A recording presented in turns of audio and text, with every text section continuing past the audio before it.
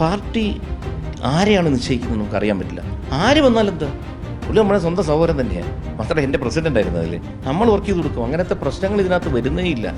അങ്ങനെ പിടിവലിക്കാനൊന്നും പറ്റുന്ന കാര്യമല്ല ഈ സ്ഥാനാർത്ഥിത്വം, മണ്ഡലം. ഇതൊക്കെ ഞാൻ പ്രവർത്തിക്കുന്നതല്ല. എൻ്റെ പ്രവർത്തന മണ്ഡലം എന്ന് പറയുന്നത് വട്ടിയൂർക്കാവാണ്. തിരുവനന്തപുരം നിവാസികൾക്ക് ഏറ്റവും നല്ലൊരു കാലമാണ് അടുത്ത 5 വർഷം. കോർപ്പറേഷൻ അവർ ഭരിച്ചിരുന്നു. MLA പ്രശാന്ത് അവിടെ ഉണ്ട്, ഒപ്പം സർക്കാരും ഉണ്ടായിരുന്നു. ഈ 3 പേര് ഇരുന്നിട്ട് ഇന്ന് ഈ വട്ടിയൂർക്കാവിൻ്റെ ദുരവസ്ഥ അവിടെ ചെന്നാൽ കാണാം. നമസ്കാരം. BJPയുടെ A ക്ലാസ് മണ്ഡലങ്ങളിൽ ഒന്നായ വട്ടിയൂർക്കാവിൽ പാർട്ടിക്കുള്ളിൽ തന്നെ മത്സരിക്കാനുള്ള പിടിവലി നടക്കുകയാണോ എന്നുള്ള ചോദ്യമാണ് ഉയർന്നുകൊണ്ടിരിക്കുന്നത്. അങ്ങനെ പറയാനുള്ള കാരണം കെ സുരേന്ദ്രൻ വട്ടിയൂർക്കാവിൽ മത്സരിക്കാൻ താല്പര്യം പ്രകടിപ്പിച്ചു എന്നുള്ള വാർത്ത പുറത്തു വന്നതിന് പിന്നാലെ G കൃഷ്ണകുമാറും താല്പര്യം പ്രകടിപ്പിച്ചുകൊണ്ട് രംഗത്ത് വന്നിരിക്കുന്നു എന്നുള്ള റിപ്പോർട്ടുകളാണ് നമുക്ക് ലഭിക്കുന്നത്. ഈ ഒരു സാഹചര്യത്തിൽ ശ്രീ കൃഷ്ണകുമാർ തന്നെ ഇപ്പോൾ മറുനാടനോട് പ്രതികരിക്കുകയാണ്. അങ്ങനെ പിടിവലിക്കാനൊന്നും പറ്റുന്ന കാര്യമല്ല ഈ സ്ഥാനാർത്ഥിത്വം, മണ്ഡലം. ഇതൊക്കെ കാരണം വെച്ച് കഴിഞ്ഞാൽ പാർട്ടിക്കൊരു ഘടനയുണ്ട്, പാർട്ടിയുടെ രീതിയുണ്ട്. അതൊരു വലിയ പ്രോസസ്സാണ്. കാരണം ഞാൻ 2 ഇലക്ഷൻ ഫൈറ്റ് ചെയ്തുകൊണ്ട് ഇതെങ്ങനെയാണ് പാർട്ടി തിരഞ്ഞെടുക്കുന്നതെന്ന് നല്ല ബോധ്യമുണ്ട്. നമ്മുടെ ഒരു ജോലി എന്ന് വെച്ചാൽ ഒരു പ്രവർത്തകൻ എന്ന നിലയിൽ മണ്ഡലത്തിൽ വർക്ക് ചെയ്യുക. സ്ഥാനാർത്ഥിത്വം വരാതിരിക്കാം. ഇപ്പം ഞാൻ 25 കൊല്ലമായിട്ട് വട്ടിയൂർക്കാവിൽ ജീവിക്കുന്നു. എല്ലാ കാര്യങ്ങളും പ്രവർത്തനം ഇവിടെയാണെങ്കിലും 2020 എൻ്റെ അടുത്ത് 21 കടപ്പുറത്ത്, അതായത് ട്രിവാൻഡ്രം സെൻട്രലിൽ മത്സരിക്കാനാണ് പറഞ്ഞത്.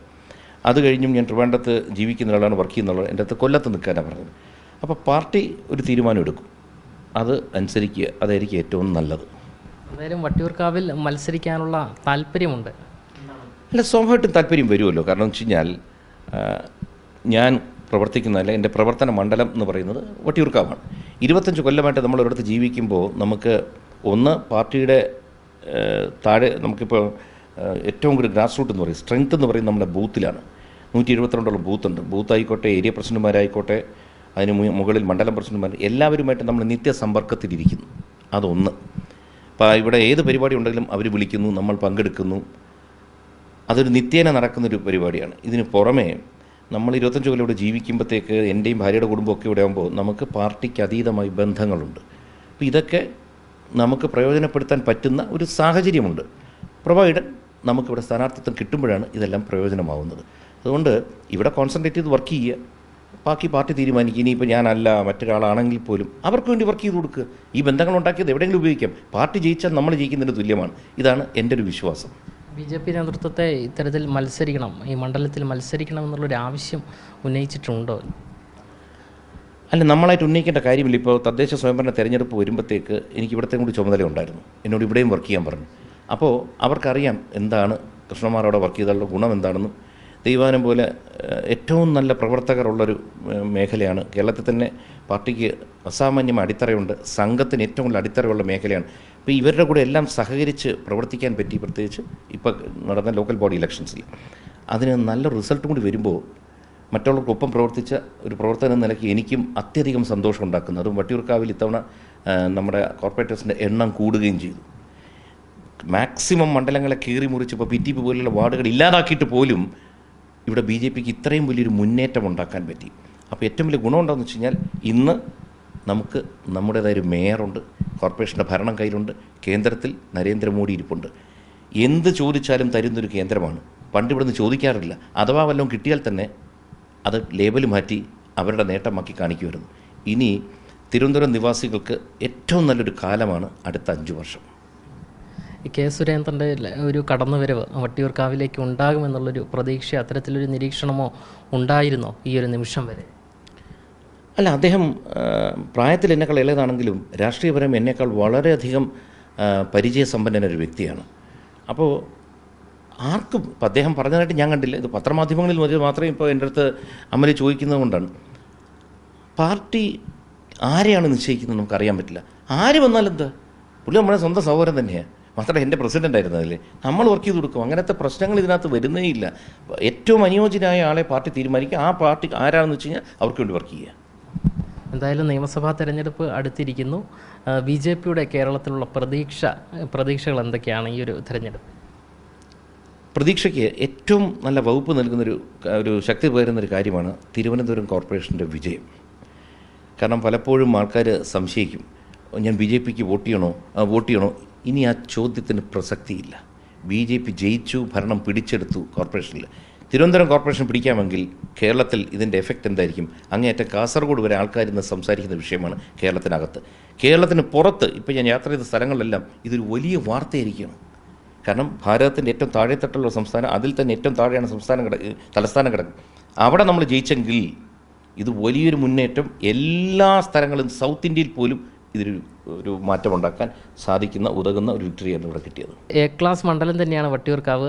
അതുപോലെ തന്നെ A ക്ലാസ് സ്ഥാനാർത്ഥികളാണ് ഇവിടെ മത്സരിക്കുന്നതെന്നാണ് മനസ്സിലാക്കാൻ സാധിക്കുന്നത്. കോൺഗ്രസിൻ്റെ മുരളീധരൻ ഉൾപ്പെടെയുള്ള ആൾക്കാർ. അങ്ങനെയാണ് എങ്കിൽ ഈ മണ്ഡലത്തിൽ ത്രികോണ മത്സരമായിരിക്കുമോ നടക്കുക? തീർച്ചയായിട്ടും മറ്റു പാർട്ടികളിലെ ഉയർന്ന നേതാക്കളാണ് ശ്രീ മുരളീധരനും അതുപോലെ സിറ്റിംഗ് MLA പ്രശാന്തും. പക്ഷേ ഇവിടെ BJPക്ക് ഉണ്ടാകുന്ന ഗുണമെന്ന് വെച്ച് കഴിഞ്ഞാൽ, മുരളീധരൻ എന്നുള്ളൊരു വ്യക്തി, ഒരു രാഷ്ട്രീയ നേതാവ് ഇവിടെ MLA ആയിട്ടിരിക്കുമ്പോഴാണ് കളഞ്ഞിട്ട് പോകുന്നത്. നേരെ വടകരയ്ക്ക് പോയി. അവിടെ നിന്ന് ജയിച്ചു പോയി കഴിഞ്ഞപ്പോഴത്തേക്കാണ് വീണ്ടും നേമത്ത് വന്നത്. അത് കഴിഞ്ഞപ്പോഴത്തേക്ക് തൃശ്ശൂർ പോകുന്നു. അപ്പോൾ സ്ഥായിയായ ഒരു സ്ഥലത്തും നിൽക്കാത്തൊരു വ്യക്തിക്ക് ഈ മണ്ഡലത്തിൻ്റെ വികസനത്തിൽ ഒരു റോളും വഹിക്കാൻ കഴിയില്ല. അതുകൊണ്ട് കോൺഗ്രസ്സുകാർക്ക് തന്നെ അറിയാം, അദ്ദേഹം ഇവിടെ വന്നാൽ ഇനി അടുത്ത തെരഞ്ഞെടുപ്പ് പോകുമ്പോൾ കളഞ്ഞിട്ട് പോകും, ഇവിടെ സ്ഥിരമായി കാണില്ല. അതുകൊണ്ട് കോൺഗ്രസിൻ്റെ ഭാഗത്തുനിന്ന് അത് വലിയൊരു പ്രോബ്ലമാവും, അവർക്ക് തന്നെ അത് ബുദ്ധിമുട്ടുണ്ടാവും. അതുപോലെ സിറ്റിംഗ് MLA പ്രശാന്ത് എന്ന് പറഞ്ഞാൽ, ഇന്ന് തിരുവനന്തപുരത്തെ MLA എടുത്തു നോക്കിക്കഴിഞ്ഞാൽ ഏറ്റവും അൺപോപ്പുലറായിട്ടൊരു നേതാവാണ്. എന്താണെന്ന് വെച്ചാൽ, ഇപ്പോൾ UPയിലൊക്കെ യോഗി ഭരിക്കുന്നു, കേന്ദ്രം BJP ഭരിക്കുമ്പോൾ ഡബിൾ എഞ്ചിൻ സർക്കാർ വന്നപ്പോൾ വികസനത്തിൻ്റെ പെരുമഴയാണ് UPയിലൊക്കെ നമ്മൾ കാണുന്നത്. അതേസമയം കേരളത്തിൽ ഇങ്ങനെ എടുത്തു കഴിഞ്ഞാൽ തിരുവനന്തപുരത്തൊരു ഡബിൾ എഞ്ചിൻ സർക്കാർ വർക്ക് ചെയ്യുന്നുണ്ട്. അതായത് കോർപ്പറേഷൻ അവർ ഭരിച്ചിരുന്നു, MLA പ്രശാന്ത് അവിടെ ഉണ്ട്, ഒപ്പം സർക്കാരും ഉണ്ടായിരുന്നു. ഈ 3 പേര് ഇരുന്നിട്ട് ഇന്ന് ഈ വട്ടിയൂർക്കാവിൻ്റെ ദുരവസ്ഥ അവിടെ ചെന്നാൽ കാണാം. അല്ലെ യുദ്ധഭൂമി പോലെ, ബോംബിങ് കഴിഞ്ഞ് തകർത്ത് പൊളിഞ്ഞു കിടക്കുന്ന ഒരു രാജ്യം പോലെ എല്ലാം ഇടിച്ചു പൊളിച്ചു. ആരെയും പുനരധിവസിപ്പിക്കുന്നില്ല. എത്ര പേർക്ക് തൊഴിൽ സാധ്യത പോകുന്നു. എന്നും വൈകുന്നേരം നോക്കുക, വട്ടിയൂർക്കാവിൽ വൈകുന്നേരവും രാവിലെ ആ ജംഗ്ഷൻ കുരുങ്ങിക്കിടക്കുക. ഇതിൽ നിന്ന് ഊരാൻ പറ്റുന്നുണ്ടോ? അപ്പം ഞാൻ പറഞ്ഞു വരുന്നത്, 7.5 കൊല്ലം ഈ MLA ഇവിടെ ചെയ്തു കൂട്ടിയത് എന്താണെന്ന് ജനങ്ങൾക്ക് നല്ലപോലെ അറിയാം. അതുകൊണ്ട് കോൺഗ്രസിൻ്റെയും കമ്മ്യൂണിസ്റ്റിൻ്റെയും സ്ഥാനാർത്ഥികൾക്കെതിരെ ഇതിൻ്റെ രോഷമുണ്ടാവും. കാരണം ഈ 2 പേരും കൂടിയാണ് ഈ വട്ടിയൂർക്കാവിനെ ഇത്രയും അവഗണിച്ച് നശിപ്പിച്ചത്. അതുകൊണ്ട് നാട്ടുകാർക്ക് ഇപ്പോൾ അറിയാം, കേന്ദ്രത്തിൽ BJP ഉണ്ട്, ഇവിടെ നമുക്കൊരു അതിശക്തനായ ഒരു മേയറേയും കിട്ടിയിട്ടുണ്ട്. ഭരണം നമ്മുടെ കയ്യിലാണ്. ഏറ്റവും വലിയ വികസനം വരാൻ പോകുന്ന ഒരു സ്ഥലങ്ങളിലൊന്നും വട്ടിയൂർക്കാവാണ്. അതുകൊണ്ട് അവിടുത്തെ BJPയുടെ MLA ജയിപ്പിച്ചിരിക്കും എന്നുള്ളത് ഉറപ്പായ കാര്യമാണ്. എന്തായാലും വട്ടിയൂർക്കാവിൽ അടിത്തട്ട് മുതലുള്ള പ്രവർത്തനം നടത്തിക്കൊണ്ടിരിക്കുന്ന വട്ടിയൂർക്കാവിൻ്റെ മണ്ണിനെ അറിയുന്ന ശ്രീ കൃഷ്ണകുമാറിന് തന്നെ ആ സീറ്റ് ലഭിക്കട്ടെ എന്ന് ഞങ്ങളും ആശംസിക്കും, പ്രാർത്ഥനയ്ക്കും നന്ദി. എന്തായാലും ഇതിൽ ഏറ്റവും പ്രധാനമായി എടുത്തു പറയാനുള്ളത്, G കൃഷ്ണകുമാർ തിരുവനന്തപുരം സ്വദേശിയാണ്. വട്ടിയൂർക്കാവ് മണ്ഡലത്തിലാണ് അദ്ദേഹം താമസിക്കുന്നത്. നിരവധി കാലങ്ങളായി വട്ടിയൂർക്കാവിൽ പ്രവർത്തിച്ചു വരുന്ന ഒരു BJP പ്രവർത്തകനാണ്.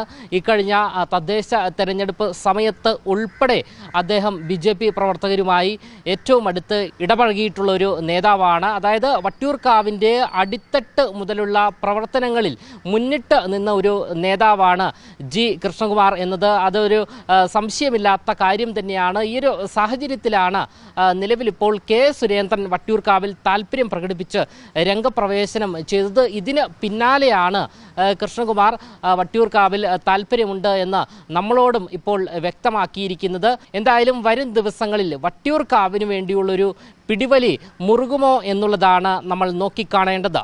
ക്യാമറമാൻ അഖിൽ അശോകിനൊപ്പം അമൽ രുദ്ര, മറുനാടൻ മലയാളി, തിരുവനന്തപുരം.